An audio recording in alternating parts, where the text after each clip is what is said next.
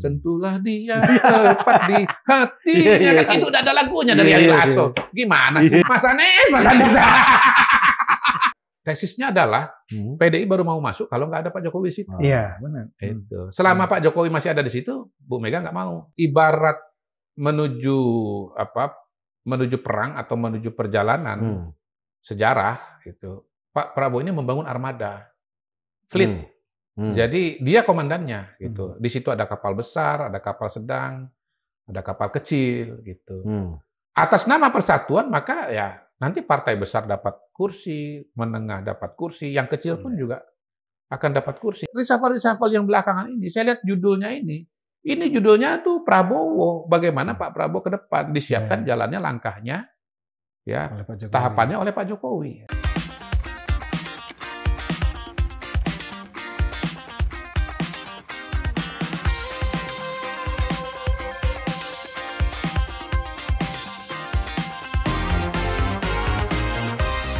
Hari ini kita kedatangan seorang tokoh surveyor.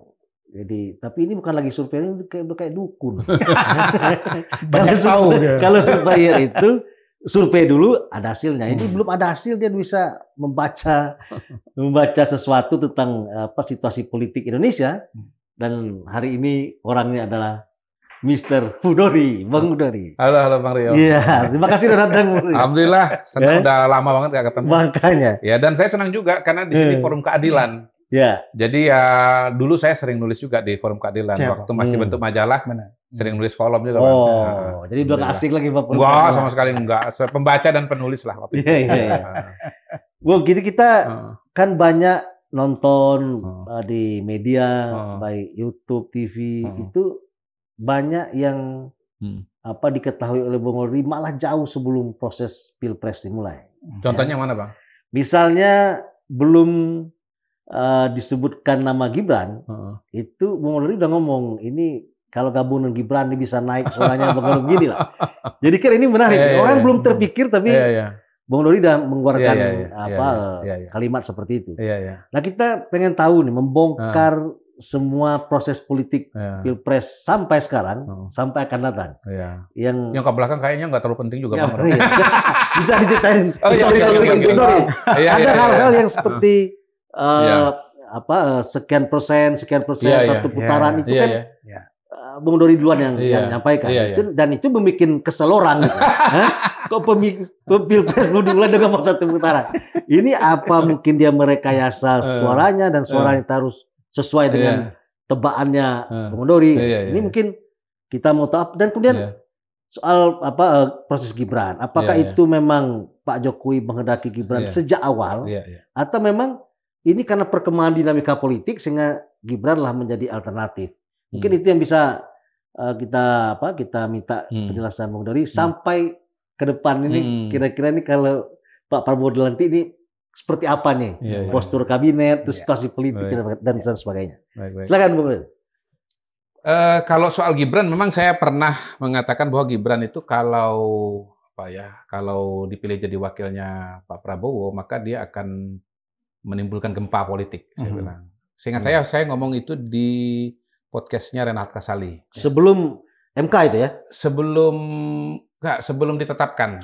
Oke. Ya. Kalau soal salah-salah waktu saya mohon maklum ya, karena ini kan flashback ke belakang dan saya kan banyak sekali podcast lah. 2024 ini jadi udah nggak apal juga. Bintang gitu. podcast kan. Iya. Walaupun kalau teman-teman mau sejarah saya berbicara mengenai analisa-analisa Pilpres 2024 itu sebetulnya lengkap sekali. Yang lengkap banget itu satu di Cokro TV.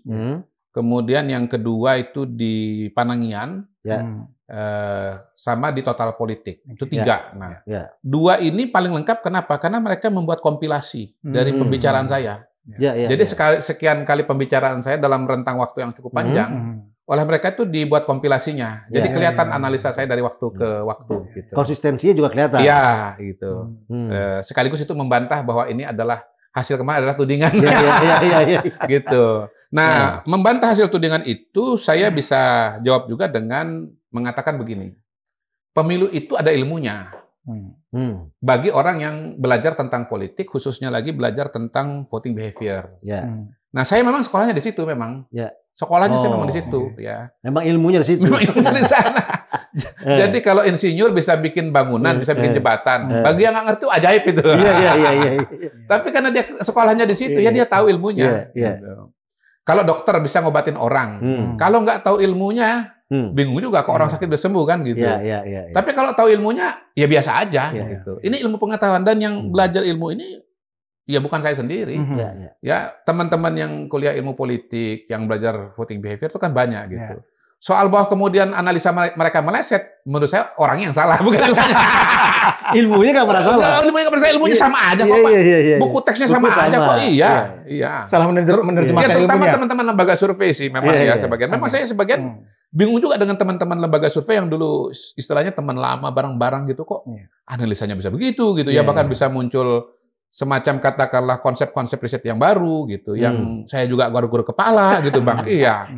Nah, jadi kalau saya misalnya bisa ngomong bahwa Gibran itu akan menimbulkan guncangan politik, gempa politik, artinya mengubah konstelasi, bahwa Gibran itu akan menjadi game changer, itu sebetulnya didasarkan kepada dua data. Data survei. Satu data survei dan satu pengalaman. Dan data survei ini bukan cuma khas Indobarometer, tapi juga teman-teman lembaga yang lain. Jadi data survei yang saya masukkan itu adalah tingkat kepuasan kepada Pak Jokowi yang sangat-sangat tinggi. Angkanya 75, 80 itu tinggi sekali gitu. Kalau kepuasan terhadap Pak Jokowi, kepada Pak Jokowi, approval ratingnya ya. Kalau kepuasan tuh cuman 50 itu pas-pasan, di bawah 50 rendah gitu. 50 60 itu pas-pasan, di bawah 50 itu rendah gitu. Nah, yang kedua, pengalaman saya survei ribuan kali ya di seluruh Indonesia ini. Itu saya sering ketemu fenomena di mana bapak ya selesai 2 kali masa jabatan. Lalu anak atau istri atau keluarga mau maju gitu. Nah, saya ketemu pola.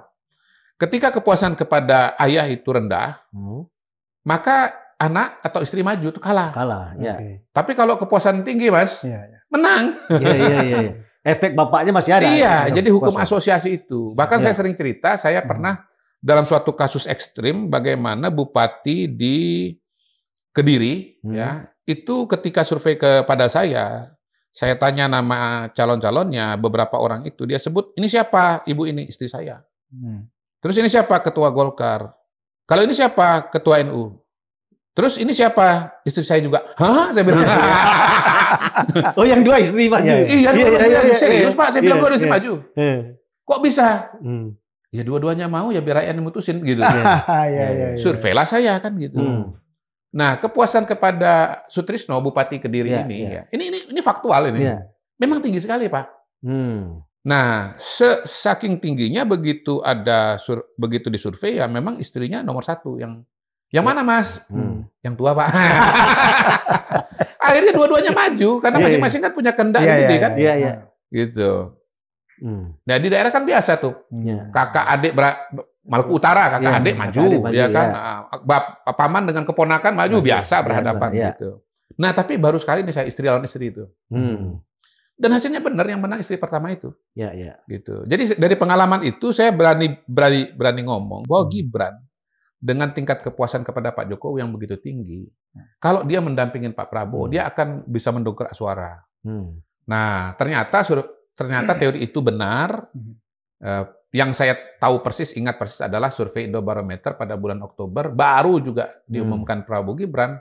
Surveinya Prabowo Gibran itu udah langsung naik 5%, dan implikasinya adalah Ganjar Mahfud itu turun 5%.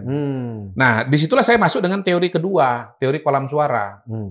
Bahwa sebetulnya kolam suara terbesar di pemilu 2024 itu adalah kolam suara Pak Jokowi. Orang-orang yang puas kepada Pak Jokowi, yang 80% itu.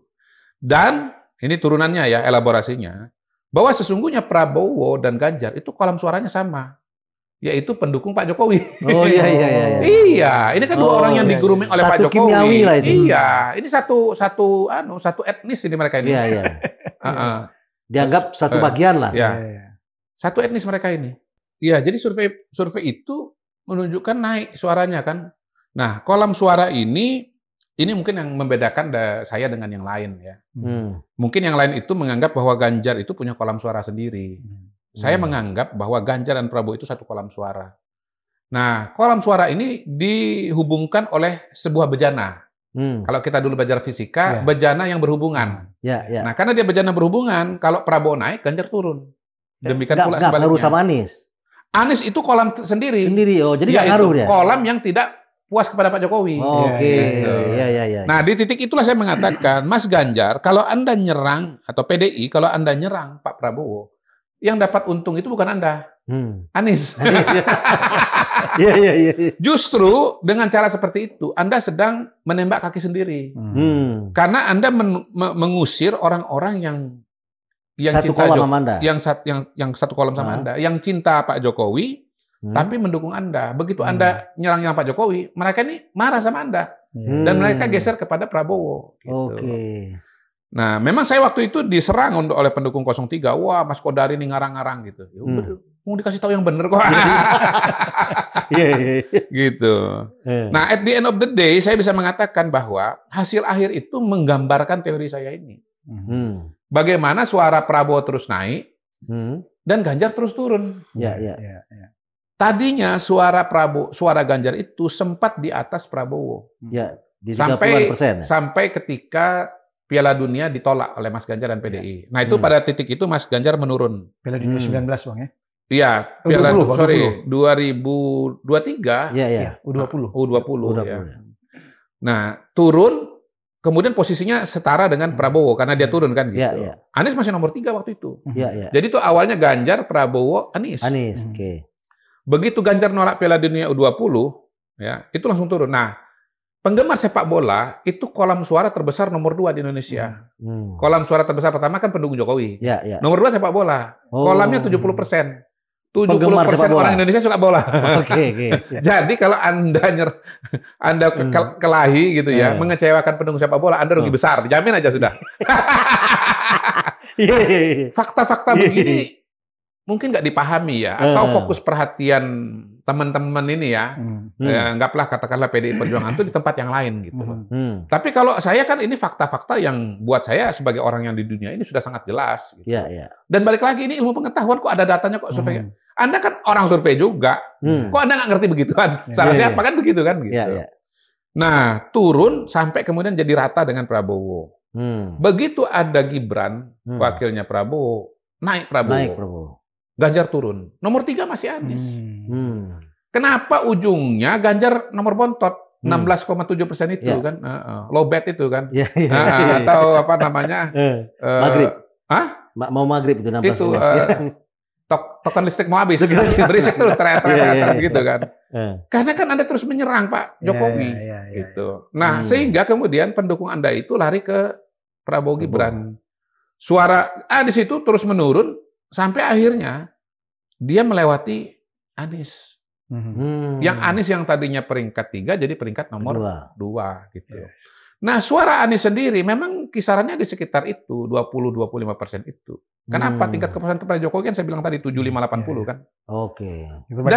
Dan suaranya Prabowo dan Ganjar 58 ditambah 17. Kalau digabung 75. Nah, itulah kemudian yang membuat saya kira-kira disebut sebagai dukun itu gitu loh. Ya, pada semuanya ilmu pengetahuan. Ini kedokteran. Kedokteran politik. Itu. Ini kedokteran jurusan politik gitu. Artinya dalam proses Gibran pada waktu jadi Wapres, itu yang berinisiatif mencalonkan itu apakah Pak Prabowo? Kan isunya kan Ibu Riana mencampuri. Iya, Pak Prabowo. Pak Prabowo. Bukan dari Pak Jokowi ya? Pak Prabowo tuh begini. Pak Prabowo itu ya, dia kan tahu selama ini dia nggak bisa menang karena suaranya nggak sampai 50%. Iya, 49. 43, 45. 2014 kan sekitar 43. 2019 kan 45. Lah kalau dia mau menang kan dia harus tambah suara kan? Nah, dia mau ngambil suara dari mana? Iya, rivalnya selama ini. Loh, ini paling gampang. Lah, ini lagi matematika sederhana. Dan kecerdasan politik sederhana juga gitu loh.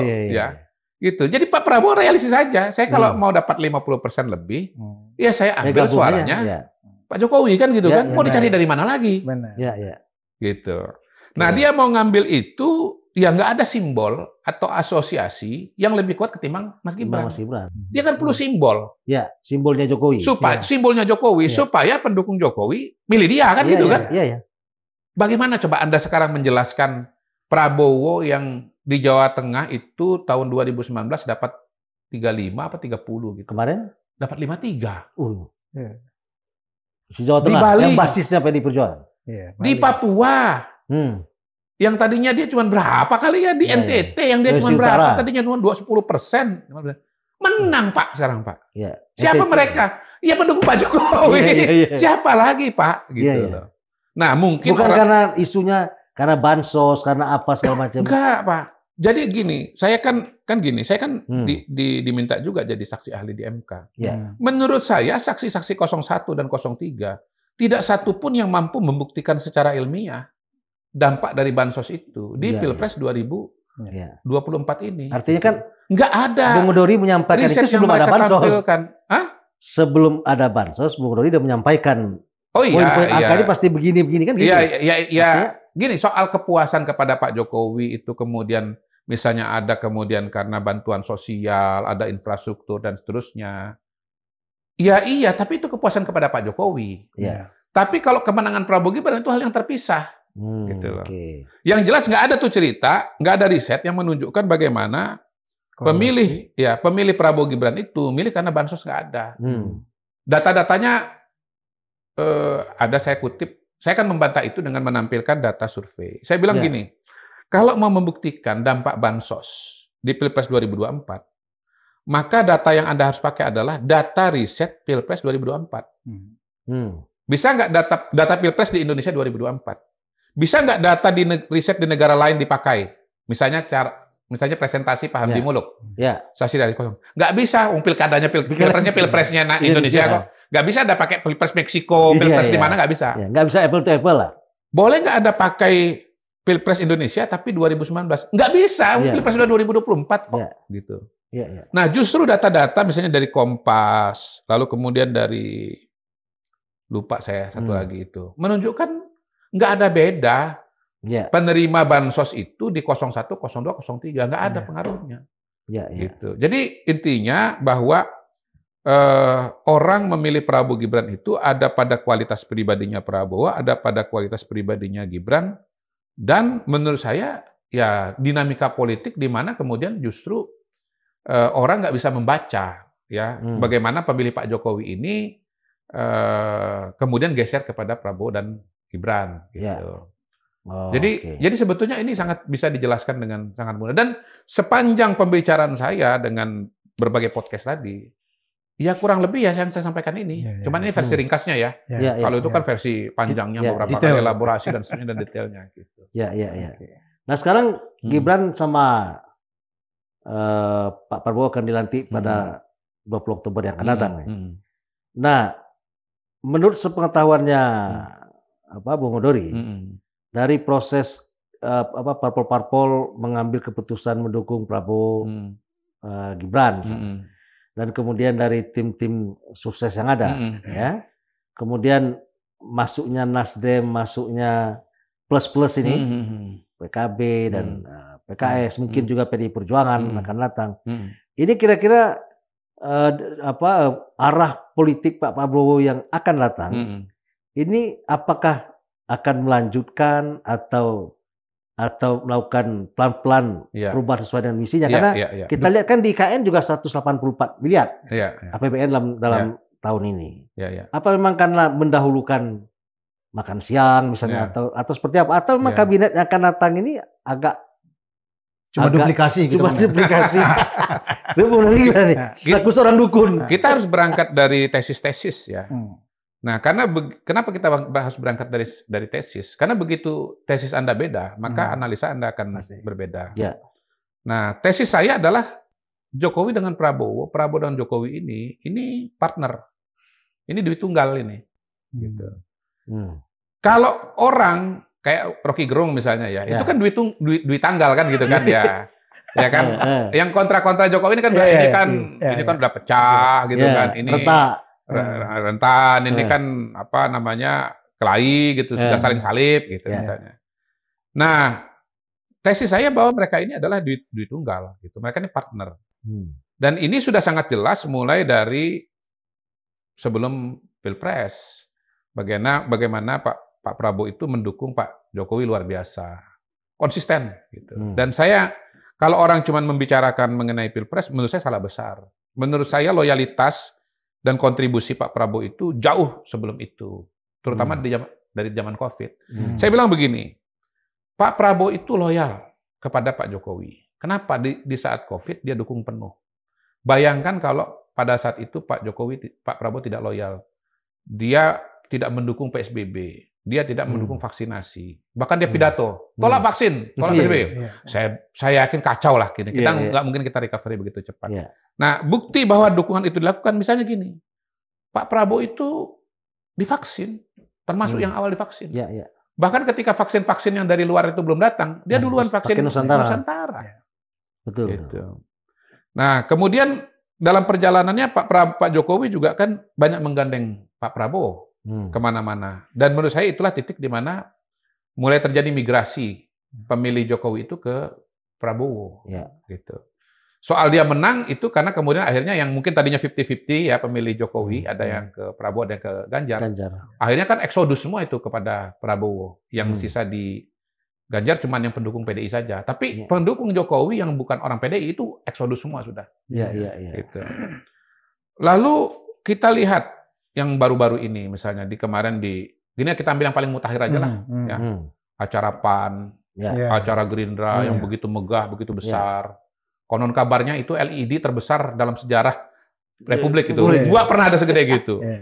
Ada koar, ada apa namanya paduan suara, ada orkestra live semua. Pak Sekjen pidato gitu kan. Pak Sekjen pidato tuh 10 tahun hasil pemerintahan Pak Jokowi akan kami pertahankan, kami lanjutkan. Apa juntrungannya ini Sekjen ngomong begini? Menurut saya alasannya adalah supaya menguatkan gitu loh. Bahwa Sekjen juga ngomong begitu.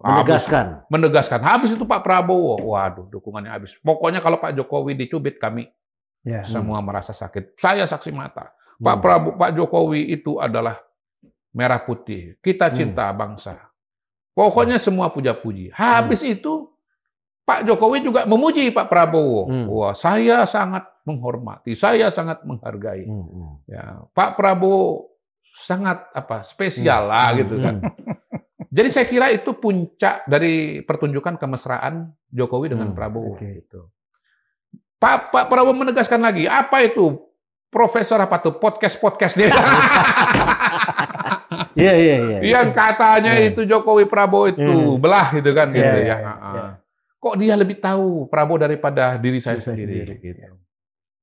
Itu kan semua menegaskan bagaimana dua orang ini satu paket, Pak. Gitu. Dan satu paketnya itu keberlanjutan. Nah, keberlanjutannya buktinya di mana? Soal IKN, ya kan ditanya sama wartawan, saya lanjutkan, ya kan. Ya secepat-cepatnya, sebaik-baiknya. Pak Hasim juga sebagai orang dekatnya Pak Prabowo juga menegaskan hal yang sama. Gitu. Dan proses-proses yang terjadi sampai sejauh ini, karena ini adalah istilahnya keberlanjutan, maka proses transisinya dari dalam, bukan dari luar. Kita nggak menemukan peristiwa seperti 2014 di mana ada yang namanya rumah transisi, karena memang antara SBY ke Megawati, ke SBY ke Jokowi itu kan suatu patahan,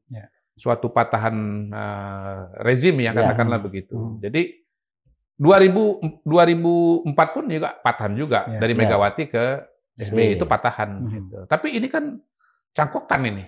Gitu. Nah kita lihat bagaimana misalnya tim transisi Pak Dasko dan kawan-kawan dari Gerindra ketemu dengan Sri Mulyani Menteri Keuangan untuk membahas anggaran, untuk membahas program-program Pak Prabowo. Yang notabene memang harus disiapkan sekarang ini ketika presidennya masih Pak Jokowi kan gitu. Bang Kodari melihat nggak bahwa apa yang terjadi dinamika belakangan ini, isu soal Gibran dan sebagainya itu desain untuk menciptakan patahan-patahan itu. Abang melihat itu? Kita lanjut ini dulu ya, supaya lengkap ya. Siap. Bahkan lebih lanjut lagi, Mas Tommy Jiwandono jadi Wakil Menteri Keuangan. Wakilnya Sri Mulyani. Iya, Sri Mulyani itu untuk lebih memastikan lagi lancarnya proses transisi itu. Gitu. Kalau kita bicara transisi kan ada transisi program, ada transisi personalia, ada transisi keuangan. Nah ini kita baru bicara transisi keuangan aja udah mantep banget ini. Gitu. Nah berikutnya kita bicara tentang transisi organisasi. Bagaimana Badan Gizi Nasional yang direncanakan akan mengelola makan bergizi gratis Pak Prabowo disiapkan oleh Pak Jokowi. Ada bilang itu kok mendahului? Enggak. Justru Pak Prabowo seneng. Kenapa? Begitu dia jadi presiden, barang ini udah tinggal jalan gitu. Kan menyiapkan lembaga, menyiapkan institusi untuk negara sebesar Indonesia, seluas Indonesia dengan penduduk sebesar Indonesia, kan perlu waktu kan? Gitu. Ini kalau orang mengkritik ini itu pertanda bahwa dia nggak ngerti ngurus pemerintahan. Itu aja, sederhana aja gitu ya. Atau tadi ya mau memicu keretakan itu, mancing-mancing keretakan itu. Yang ketiga soal personalia. Bagaimana masuk Tommy Jiwandono, masuk Sudaryono, gitu. Kemarin masuk Anggaraka Prabowo di Kominfo, masuk Supratman Andi Aktas di Kehakiman. Jadi reshuffle yang belakangan ini, saya lihat judulnya ini judulnya tuh Prabowo. Bagaimana Pak Prabowo ke depan disiapkan jalannya, langkahnya, ya tahapannya oleh Pak Jokowi. Gitu. Nah, upaya untuk memecah Jokowi dengan Prabowo ini pasti berjalan. Gitu. Satu, Pak Jokowi punya musuh kan begitu kan, punya lawan yang tentunya ya tidak ingin Pak Jokowi itu kuat. Mereka berteori bahwa Jokowi ini tidak akan kuat kalau tidak didukung oleh Prabowo, the coming president, the next president kan gitu.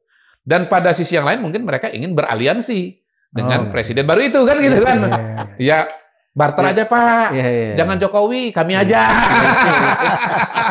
Kira-kira kan begitu kan. Sederhana lagi. Kita kalau objektif kita membaca politik ini kan gampang-gampang aja sebetulnya.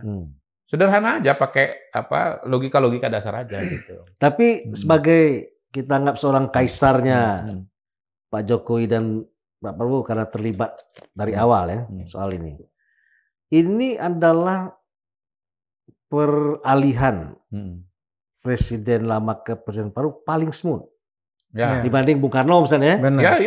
Pak Harto, Pak Hatta, Habibie, gitu juga Gus Dur, Bu Mega, SBY. Inilah yang memang smooth gitu, saling pengertian. Nah, apakah ini kemudian bisa bertahan lama? Misalnya dengan masuknya partai-partai yang dulu tidak mendukung, kemudian sekarang masuk misalnya dalam kabinet baru. Itu kan apapun ceritanya, pasti goresan-goresan itu sedikit banyak. Itu kan pasti ada nih, dan pasti persiapan untuk menghadapi pemilu 2029. Mereka masuk langsung persiapan nih. Kan mereka akan hitung semuanya, termasuk masuknya Bahlil menjadi ketua umum Partai Golkar, yang notabene dianggap itu adalah settingannya Pak Jokowi. Karena dari tebakan siapa yang jadi waketum itu persis sama lah. Nah, apakah ini kira-kira dibaca oleh Pak Prabowo bahwa api dalam sekam itu tetap ada tuh? Persaingan yang lama, kemudian yang baru, kemudian yang di dalam juga merancang akan datang. Nah, kira-kira apakah kabinet yang akan datang ini berjalan efektif? Kita malah perlu terbentuk nih. Dengan situasi yang sekarang ini, makan gratis, ada IKN dan sebagainya. Analisa itu kan berangkat dari tesis, lagi-lagi tesis. Kita ini semua mulai dari tesis dulu. Kita kalau baca orang, baca aja tuh tesis di kepala dia tuh apa. Turunan-turunannya itu gampang. Tesisnya kan bahwa Pak Bahlil ini nggak dekat dengan Pak Prabowo. Kalau saya bilang Bahlil sangat dekat dengan Prabowo, bubar semua kan. Nggak ada cerita lain. Iya dong. Loh, kalau saya jadi Bahlil atau kita jadi Bahlil, pasti dong berpikir saya ini dapat dukungan Pak Jokowi nggak? Dapat dukungan Pak Prabowo nggak? Nggak mungkin saya cuma berpikir dapat dukungan Jokowi saja, Prabowo enggak. Atau sebaliknya, saya dapat dukungan Prabowo tapi Jokowi enggak. Nggak mungkin, Pak. Dua-duanya. Nggak mungkin, pasti dua-duanya, Pak. Yang terhormat Bapak Presiden dan yang terhormat Bapak Presiden terpilih kan gitu. Gini loh, lihatlah pidatonya Bahlil itu seperti apa. Lihatlah kehadiran Jokowi dan Prabowo pada acaranya Golkar. Datang nggak Prabowo? Kira-kira kalau Prabowo nggak datang, kalau Prabowo nggak happy, datang nggak dia? Ya kalau begitu saya tambahkan lagi. Coba lihat aja partai yang Prabowo nggak datang. Ada nggak? Biar kalau komentar aja nih. Ada. Ya udah jangan bilang Bang. Biar nanti netizennya sudah dikasih suara Bang. Kesempatan dia dulu Pak. Kira-kira nggak datang sama datang itu bedanya Pak? Ada bedanya itu efeknya. Ya datang nggak datang di kita ini kan sangat sangat kuat pesan simboliknya. Ya, tapi kan diajak masuk kabinet juga. Tidak restu siapa? Yang dia Pak Prabowo nggak datang tapi ditawari masuk kabinet juga. Iya, yang mana? Akhirnya harus dia nyebut nama partai kan gitu. Iya partainya. Iya. Kan Prabowo nggak hadir. Iya, sekarang kan diterima, nanti kan belum tentu. Itu kan susah. Iya, jadi gini, Pak Prabowo itu dia sangat mementingkan persatuan dan kesatuan. Saya kira ini jelas lah kalau kita bicara. Kalau itu nggak diragukan itu.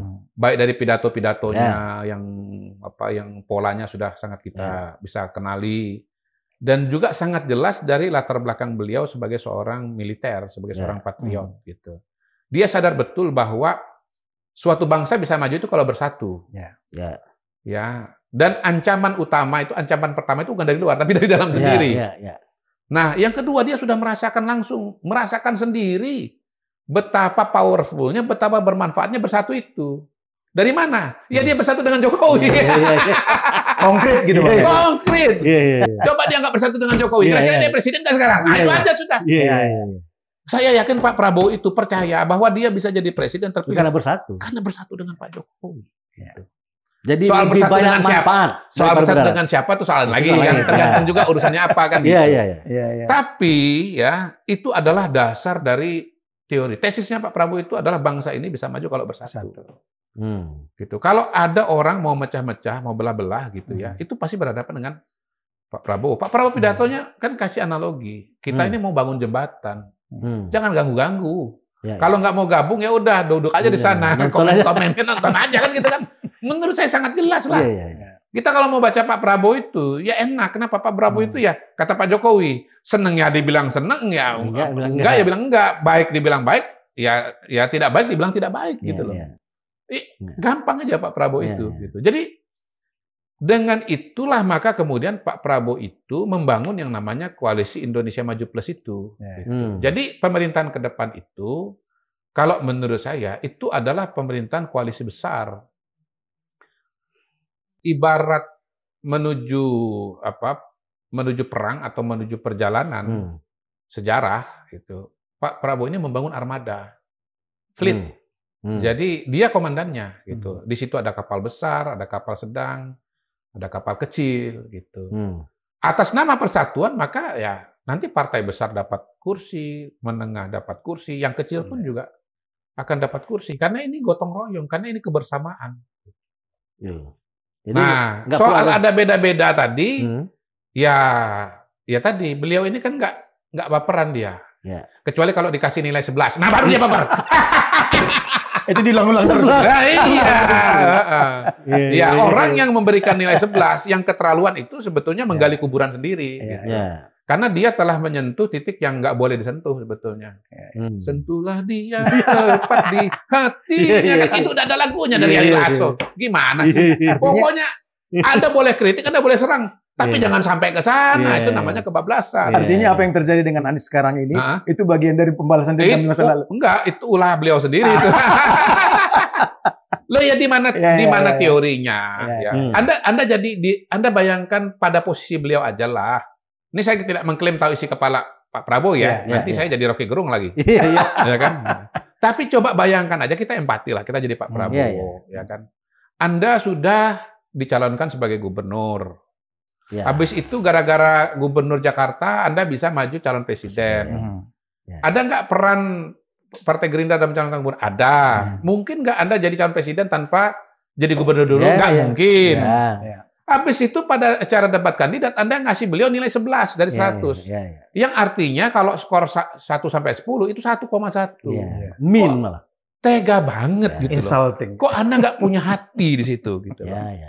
Loh, masa Anda mau kasih orang yang perilakunya seperti itu? Kalau saya sih nggak mau, Pak. Saya ya. Mungkin jiwa saya tidak cukup besar ya, Pak ya. Mungkin jiwa saya tidak sebesar Pak Prabowo ya gitu. Tapi saya nggak akan. Habis itu saya ini punya rencana-rencana besar yang nggak mungkin selesai dalam 5 tahun.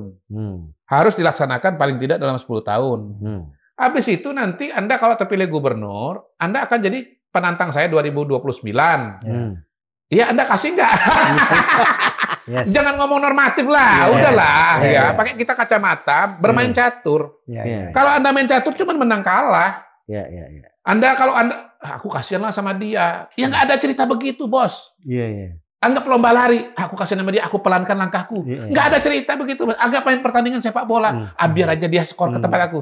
Anda gila apa? Gitu. Habis itu nih, ya dia temanya perubahan. Saya mau melanjutkan IKN. Kalau nanti dia menang 2029, IKN dia nggak lanjutkan. Bubar nggak? Bubar, Pak. Gitu aja. Kita hidup ini ya berdasarkan logika manusia aja. Jangan pakai logika malaikat.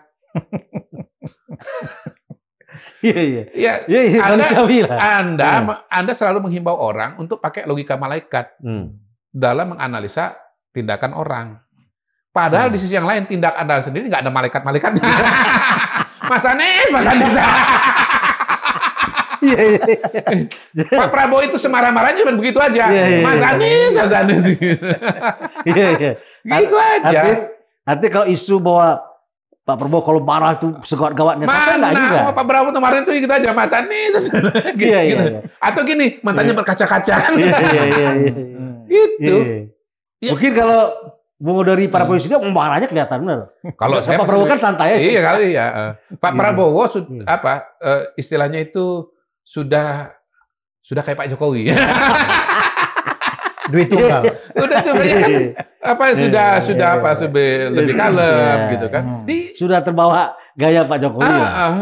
Beliau ya diserang. Enggak baperan. Dikasih 5 dari 10, 11 dari 100. Kita kan bisa ngelihat gejolak emosi beliau itu kan. Mungkin kalau Pak Prabowo yang dulu itu keluar kalimat-kalimat yang keras. Tapi kemarin beliau menahan diri saja. Matanya aja berkaca-kaca. Kita cuma bisa baca situasi hati beliau itu dari matanya. Dan itu dilihat oleh masyarakat. Dan itu makin meningkatkan. Justru itu. Jadi kalau saya lihat ya, Pak Prabowo itu mau membangun sebuah armada yang bisa jalan bareng-bareng. Nah, armada ini memang sesuatu yang tidak terhindarkan. Nah, di titik ini kemudian ada debat yang kata Mas Ulil Absor Abdallah itu, mazhab politik Mr. Q dengan mazhab politiknya Saiful Mujani gitu. Kalau saya itu kan bilang begini, demokrasi itu adalah instrumen. Demokrasi itu adalah salah satu realita politik yang kita anggap bagus. Tapi buat saya bukan satu-satunya realita. Buat saya ada realita yang lain yang namanya teknokrasi gitu. Nah, kita kalau kita mau membangun bangsa ini, mau bikin program, melaksanakan program pembangunan, perlu nggak dukungan dari parlemen? Untuk programnya perlu. Ya, perlu. Untuk anggaran perlu nggak? Perlu. Pak Rio kan pernah di parlemen kan? Bisa nggak pemerintah cuma ngambil keputusan tanpa Pak Rio? Nggak bisa. Bisa nggak pemerintah ngambil keputusan dengan dukungan politik yang di bawah 50%? Nggak bisa, Pak. Apalagi ada program-program besar dan tenggat waktu yang harus kita kejar. 2045 Indonesia negara maju. Bahkan 2030 ketika bonus demografi itu habis. Jadi kita punya golden moment sekarang. Bonus demografi ini kalau dioptimalkan, bisa dioptimalkan, dia bisa jadi bonus demografi. Efeknya positif, bisa mengakselerasi Indonesia jadi negara maju. Tapi kalau tidak bisa dimanfaatkan, dia bukan jadi bonus, tapi bencana demografi. Ya, jumlah tenaga kerja yang begitu besar dalam periode sekarang ini sampai 2030-2035, itu baru bisa optimal kalau ada lapangan kerja. Lapangan kerja baru tercipta kalau ada investasi, ada pertumbuhan ekonomi. Tapi kalau nggak ada lapangan kerja, mereka jadi penjahat, Pak. Jadi stres, nggak punya pekerjaan, ya kan? Narkoba, judi online, kan?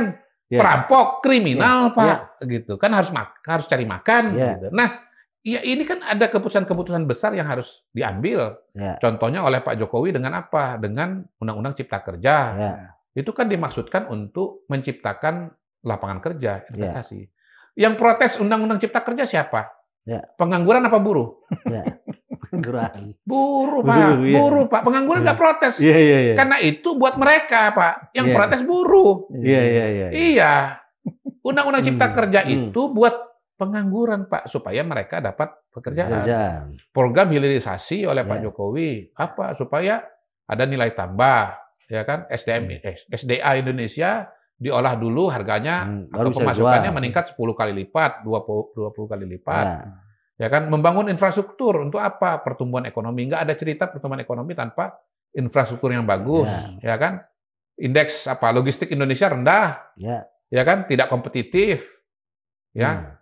Ongkos transportasi terlalu mahal. Ya, solusinya apa? Membangun infrastruktur, jalan jembatan, gitu, pelabuhan dan yang lain-lain gitu. Nah, ini yang mau dilanjutkan oleh Pak Prabowo. Nah, untuk bisa mengerjakan ini dengan cepat, ada Koalisi Indonesia Maju itu untuk menyusun pemerintahan secara bersama-sama, gitu. Gitu, Bang, kira-kira. Jadi kalau bisa semuanya masuk, jadi tanpa harus ada yang di luar. Atau memang harus juga ada yang di luar? Sebagai penyimbang gitu. Walaupun nggak seimbang juga. Saya menduga nih ya, kalau semuanya mau masuk, menurut saya ditampung itu diterima oleh Pak Prabowo itu. Saking buat beliau gini, kita ini punya demokrasi kita sendiri. Itu bahasa beliau. Kita nggak perlu ikut demokrasi. Nggak ada posisi demokrasi Barat gitu. Tetapi kan kemudian memang ada kekuatan politik, ada partai politik yang memang nggak mau masuk gitu. Dalam hal ini PDI Perjuangan. Ya sudah. Itu fix nggak mau masuk, Bang.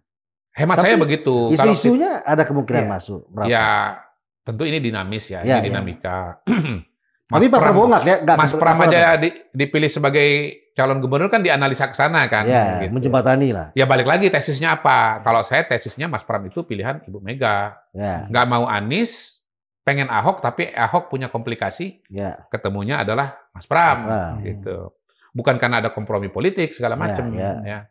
Tapi kalau saya lihat susunan pemerintahan, susunan kabinet, susunan pengurus PDI Perjuangan terakhir di reshuffle kan.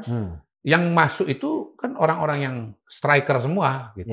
Pidato Bu Mega sendiri juga walaupun sekarang agak tonnya lebih menurun, tapi tetap keras kepada Pak Jokowi. Gitu. Tidak mau masuk pemerintahan dan seterusnya. Tapi kan tidak ke Pak Prabowo.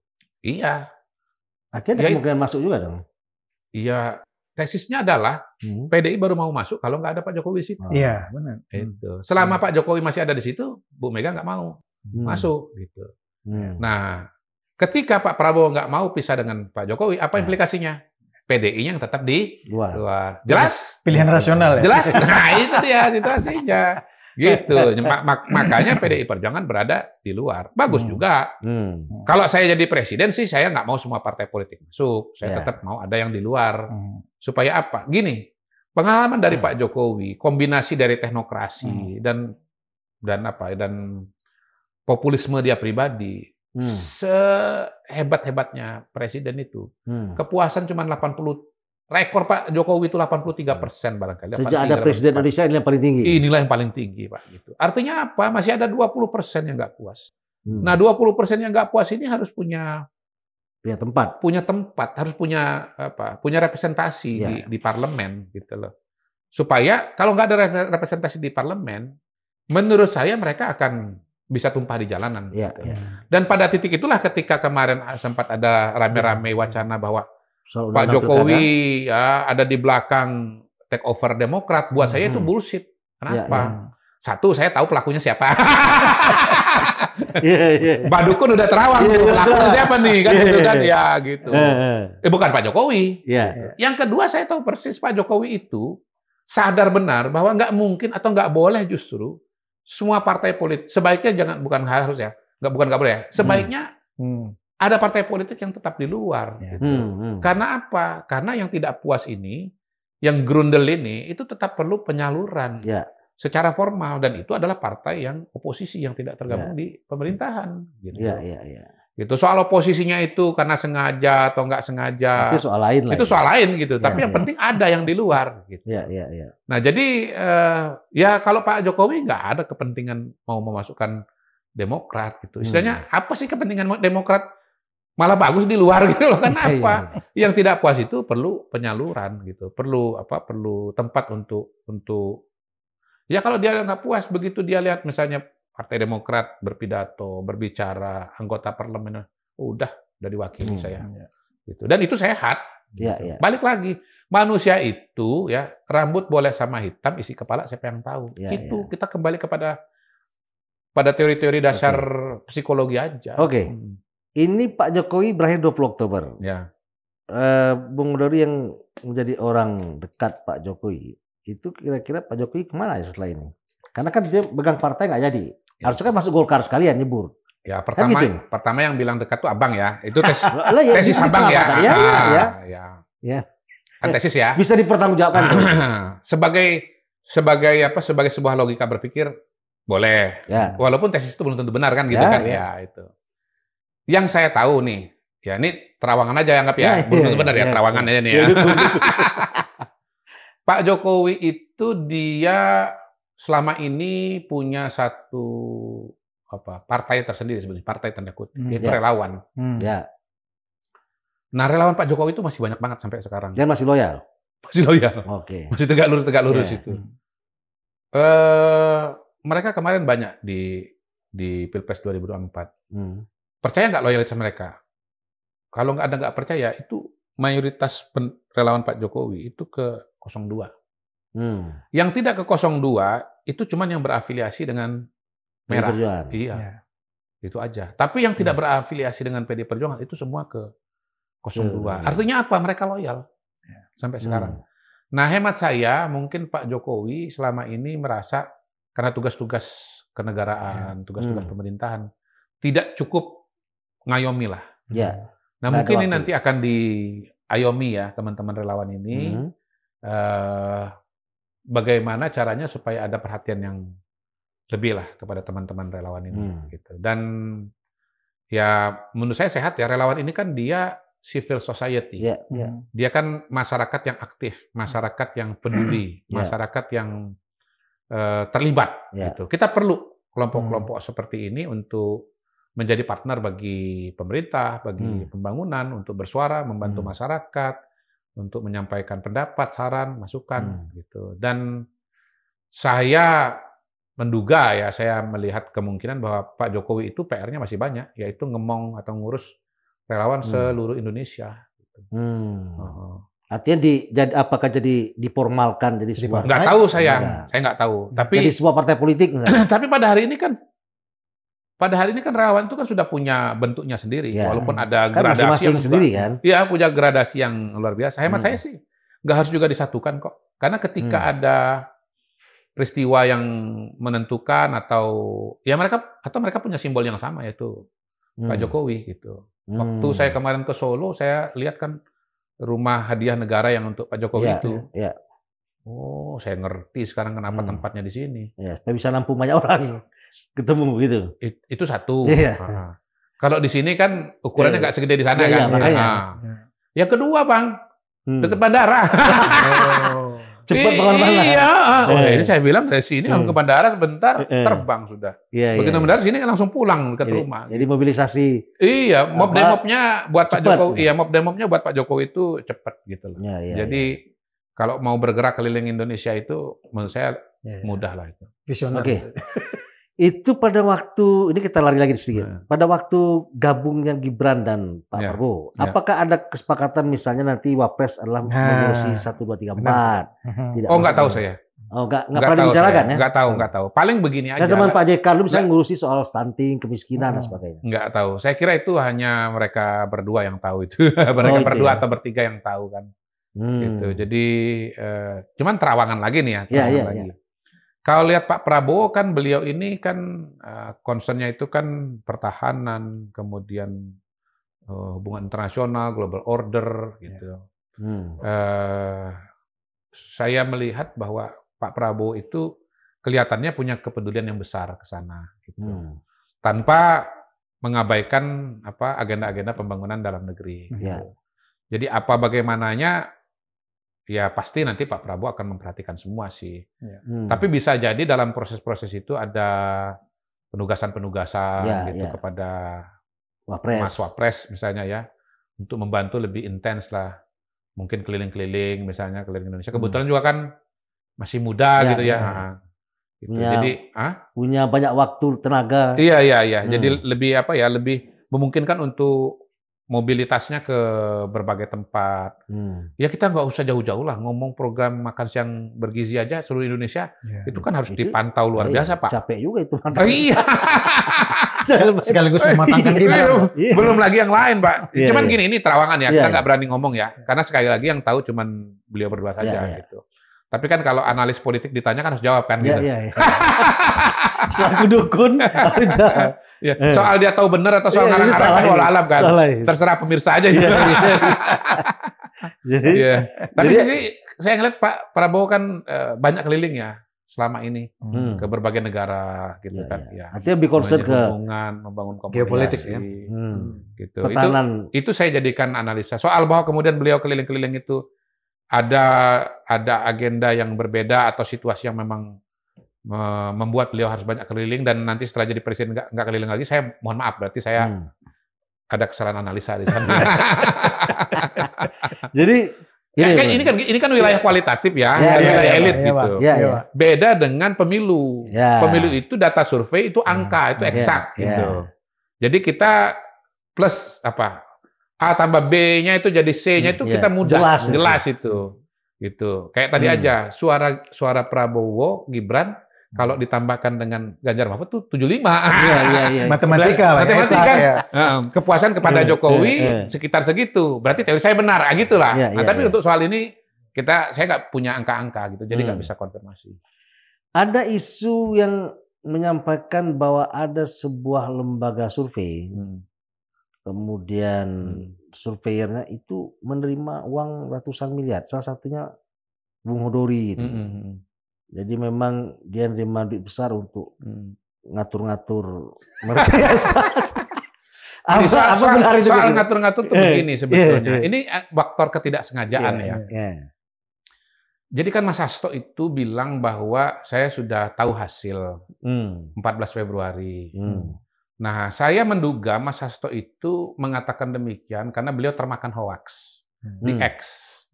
Jadi pernah muncul di X bahwa Kodari sudah tahu hasil pemilu dan ini adalah konspirasi dengan cara mengupload video pidato atau ceramah saya gitu ya di Partai Golkar Jakarta. Ceramah itu saya sampaikan pada bulan Januari ya. Dan waktu itu diundang oleh TKD Partai Golkar ya, TKD Partai Golkar untuk TKD Jakarta ya Jakarta, dengan Tuan Guru Rahmat Partai Golkar untuk berbicara kepada apa TKD atau relawan gitu Jakarta, saya juga nggak tahu persis gitu, tapi intinya ngundang teman-teman yang saya kenal dari Golkar dan diselenggarakan di Golkar. Nah, saya karena berbicara di DPD Golkar, DPD Jakarta, TKD Jakarta, maka saya harus mulai dengan data dong, mulai dengan angka-angka. Saya nggak punya survei sendiri di Jakarta, jadi saya carilah survei-survei teman-teman. Nggak ketemu juga khusus survei Jakarta. Ketemunya survei nasional yang di dalamnya itu ada breakdown data Jakarta. Ada 2 atau 3 lembaga yang saya ketemu punya data Jakarta, breakdown Jakarta. Jadi yang saya kutip itu sebetulnya beberapa lembaga. Nah, salah satu lembaga, seingat saya namanya Polling Institute, itu ya. Itu angka Ganjar dan Mahfud itu 16,7. Ya saya kan cuma bacain aja hasil survei orang. 16,7 gitu. Itu Jakarta, bukan nasional. Bukan nasional gitu. Dan data mengenai suaranya Prabowo Gibran berapa saya bacakan, Anies berapa bacakan. Cuman dasar orang mau memframe, dipotonglah. Yang kutipan itu. Kutipan saya ngomong bahwa Ganjar Mahfud itu 16,7. Dihilangkannya konteks bahwa itu breakdown survei nasional. Dihilangkannya konteks bahwa itu survei yang diselenggarakan bulan Desember, dibacakan pada bulan Januari. Dihilangkannya konteks bahwa itu disampaikan pada acara terbuka. Buktinya itu video saya yakin dari wartawan. Seolah-olah ini adalah konspirasi tertutup. Gitu. Nah, memang sialnya Ganjar Mahfud ya. Kok atau sialnya saya ya? Iya, sama persis. Kok sama persis gitu loh? Iya. Itu yang saya tebak-tebak bisa gitu loh. Saya orang yang selama ini mengatakan Prabowo Ganjar Mahfud itu akan nanti loh koma-komanya pun sama persis. 16,7. Gini, pada saat itu disampaikan oleh Mas Hasto, sebetulnya angka di KPU itu masih dinamis. Dari 16, berapa, 9, jadi berapa, jadi berapa gitu. Akhirnya nggak persis banget sih komanya gitu. Tapi kan orang udah nggak perhatikan itu lagi. Pokoknya 16, sekian itu tadi gitu. Udah akurat aja gitu. Jadi itulah sebetulnya situasi di mana kemudian saya dituding oleh Mas Hasto itu ya sudah menentukan atau mengetahui hasil pemilu. Enggak, dari mana saya tahu? Angkanya berapa? Saya udah tahu memang bakal kalah. Bahkan saya udah tahu bahwa sudah punya tesis lah sebetulnya. Sekali bukan tahu sih. Saya punya tesis Ganjar Mahfud itu akan nomor 3. Dan saya punya tesis ya dan sekaligus juga mengkampanyekan Prabowo Gibran akan sekali putaran ya. Dan saya memang menghimbau pendukung 03 untuk milih 02. Tapi dengan argumentasi yang jelas. Saya bilang bahwa kalau 03 milih 02 itu alami. Kenapa? Karena itu Anda kan pendukung Jokowi. Sama-sama Jokowi. Yang kedua, ya ngapain nunggu bulan Juni? Kalau nanti Juni 2 putaran, ya ini nanti akan terjadi ketegangan. Karena yang lolos ke putaran kedua adalah Prabowo, Gibran dan Anies Muhaimin. Itu akan polarisasi saya bilang. Yang ketiga, ngapain Anda nunggu-nunggu bulan Juni? Kalau Prabowo menang juga kan? Nggak, bulan Juni. Bukan gitu, Bang. Karena ujung-ujungnya kalau 2 putaran dan Ganjar nggak lolos di putaran pertama, maka bulan Juni Anda pasti nyoblos Prabowo Gibran, nggak mungkin Anies. Iya, udah buru-buru aja nyoblos sekarang gitu. Gaspol 1 memang putaran. saya memang menteorikan begitu. Tapi saya nggak pernah tahu bahwa angkanya itu bakal 16% gitu. Apalagi kemudian sudah katakanlah mengatur ini dan itu, bahwa itu jadi angka 16, nggak tahu. Saya cuman punya tesis bahwa pertama Ganjar Mahfud akan kalah, yang kedua bahwa dia akan nomor 3 suaranya karena ini kan saya baca tren kok. Dari beberapa survei dari berbagai lembaga itu kan suaranya terus menurun. Yang saya bilang tadi itu bejana berhubungan. Kalau kan? sininya berisi sini Dan menurut saya sih kalau dilihat hasil survei dibikin gambarnya ya itu yang terjadi. Di mana suaranya Ganjar terus menurun dan suara Prabowo terus naik gitu loh. Jadi ini sebetulnya aja diagnosa hasil lab aja gitu loh. Kalau di rumah sakit diagnosa hasil lab aja. Jadi yang ratusan miliar tadi nggak ada hubungannya sama ini? Nggak ada hubungan. Ya. Yang ratusan miliar benar tapi? Nggak ada hubungan. Bisa aja. Ya karena Rocky Gerung menganggap bahwa salah satu orang terkaya sekarang Bung Dori. Oh ngomong gitu dia? Ngomong gitu. Alhamdulillah. Tapi jangan lupa gini, kalau saya ini bekerja saya lulus tahun berapa ya? 97 ya. Saya udah bekerja dalam hidup saya udah beberapa tahun ya. Terus saya udah bangun Indobarometer dari 2006. Hampir 20 tahun. Terus saya juga usaha macam-macam. Iya, jadi ya kalau Kodari agak kaya dikit ya malum lah. Bukan karena baru sekarang ya. Bukan baru sekarang. Udah lama. Jadi setelah menang ini, tawaran masuk kabinet? Ya itu. Anda pernah ditawarkan? Itu wilayahnya wilayah Lau Mahfud itu. Wilayah langit itu. Kalau kita bicara langit sudah nggak perlu kita diskusikan. Kira-kira dikasih, karena Anda yang termasuk orang yang terlibat sejak awal, ya. Orang yang nggak terlibat sejak awal jadi tawarin jadi menteri, masa kita yang ngelihat orang melahirkan, ngelihat beberapa amplifier sudah menduduki posisinya gitu. Kira-kira kemana nih? Iya, orang mau nikah, Bung Dori ikut sampai melahirkan. Iya. Ini ada orang yang cuma jenguk dia lahir, dapat jadi wamen atau kan logikanya lebih. Mungkin wajahnya cocok jadi menteri kali. Gini, saya itu panggilannya selama ini tidak menjadi pejabat publik. Kalau saya mau jadi pejabat publik, jadi anggota caleg ya misalnya caleg gitu, atau jadi calon kepala daerah, harusnya dari bertahun-tahun yang lalu. Karena saya dekat dengan dunia itu. Partai seluruh politik ya. Bahkan saya tahu partai mana yang bakal naik, mana yang turun. Tahu saya sudah. Gitu. Tahun 2007 saya ngomong sama teman saya di Partai Golkar gitu. Pak, kamu menjadi anggota dewan, saya bilang. Ke Demokrat karena trennya naik. Ya beliau nggak mau ikut saya waktu itu, saran saya. Ya akhirnya kejadian bahwa Demokrat kan meledak suaranya, kursinya gitu. Saya kenal praktis dengan semua ketua umum partai politik gitu. Saya kenal dengan beliau kan udah dari lama sekali gitu. Ada nggak pernah saya ngomong sama abang, Bang, saya mau jalek gitu lewat Nasdem gitu, nggak ada. Saya mau jadi kepala daerah, nggak ada. Tapi bahwa saya mensurveikan kepala daerah, ya iya kan, gitu. Dari Nasdem juga, hampir seluruh Indonesia. Gitu. Golkar itu kan punya tradisi survei, itu kan salah satu aktor generasi awalnya kan saya, gitu. Makanya begitu nama saya nggak dimasukin oleh Golkar kan, saya bilang ada apa ini? Gitu. Kenapa justru yang melawan 02 dimasukkan namanya kan gitu kan? Gitu. Ya itulah karena nggak masukkan nama saya kan akhirnya kan mental kan. Loh iya. Yang memperkenalkan survei kepada Partai Golkar itu salah satunya saya. Saya nggak berani bilang saya ya. Karena kan waktu itu kita kan ada di satu institusi bersama-sama.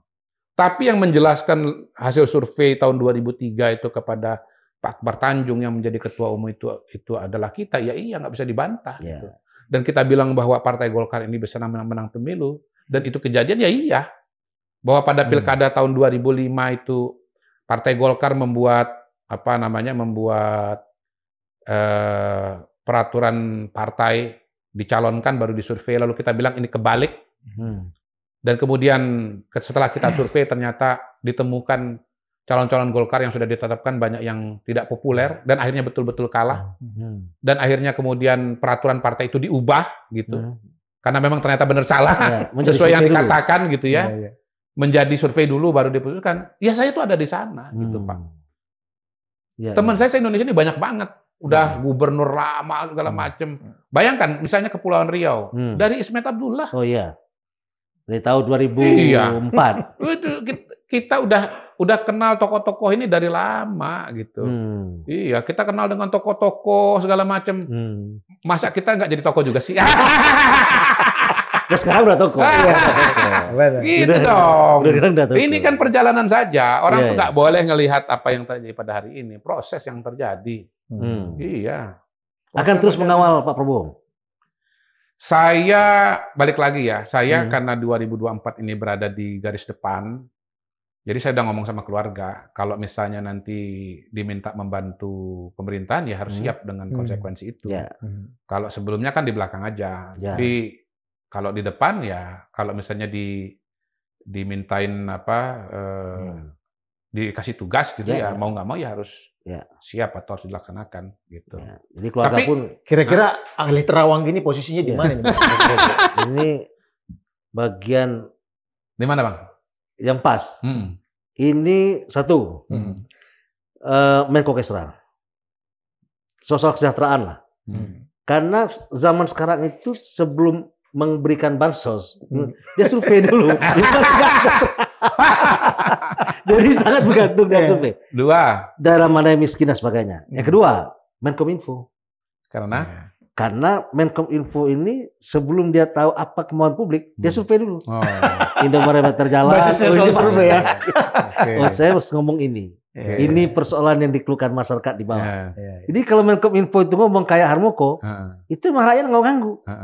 Karena memang itu yang mereka rasakan, sembako lah, harga cabai keriting naik. Ketiga? Tiga, Bang? Nah, kalau yang tiga ini lagi mancing sebenarnya. Ini lagi mancing. Sebenarnya sudah ada itu, Bang. Apa aja? Ini. Apa aja? Kalau saya ke wilayah intelijen masuknya, Bang. Intelijen? Iya, Bang. Ya. Menteri Pertahanan, Wamen Pertahanan boleh juga. Iya. Kan kok Abang tahu aja saya suka tanah. Udah kasih kode. Anti RBPN gitu. Ya. Saya suka tanah, Bang. Saya suka tanah. Gini aja, sederhana aja. Kita dalam hidup itu kita harus tahu bakat kita di mana, kekuatan kita di mana. Kerjakan itu aja, nggak usah kerjakan yang lain-lain. Orang itu biasanya gagal kenapa? Dia mengerjakan yang bukan bidangnya dia, Bang. Iya. Saya ini kenapa di dunia ini? Karena memang dari zaman mahasiswa saya udah suka riset. Saya itu dari zaman mahasiswa sudah ketua kelompok studi mahasiswa UI. Saya kerja ngasong itu, saya tuh surveyor. Saya cari tambahan itu dari survei, saya tuh jadi interviewer, Bang. Oh itu, jadi pekerjaan itu adalah hobi sekarang. Hobi, iya. Jadi enak aja bawaannya. Iya. Jadi kalau orang bilang kok dari kok kaya gitu, lu dari zaman mahasiswa udah kerjanya begini kok, bagaimana? Ntar lagi tambah kaya nih gitu. Belum tentu. Ya, jangan-jangan justru kalau ada tugas-tugas malah jadi stop gitu. Ya.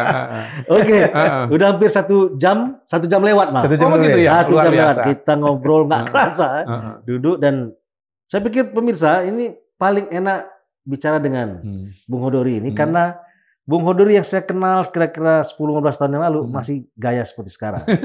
Ya, dia merasa nggak tokoh, padahal dia sudah jadi tokoh. Jadi mudah-mudahan Bung Hodori ke depan semua apa yang dikerjakan Bung Hodori sukses ya. Kita semua kembali ke atas, Bang. Ya. Apapun perjalanan hidup kita itu kan di atas. Ya, tugas manusia itu berusaha.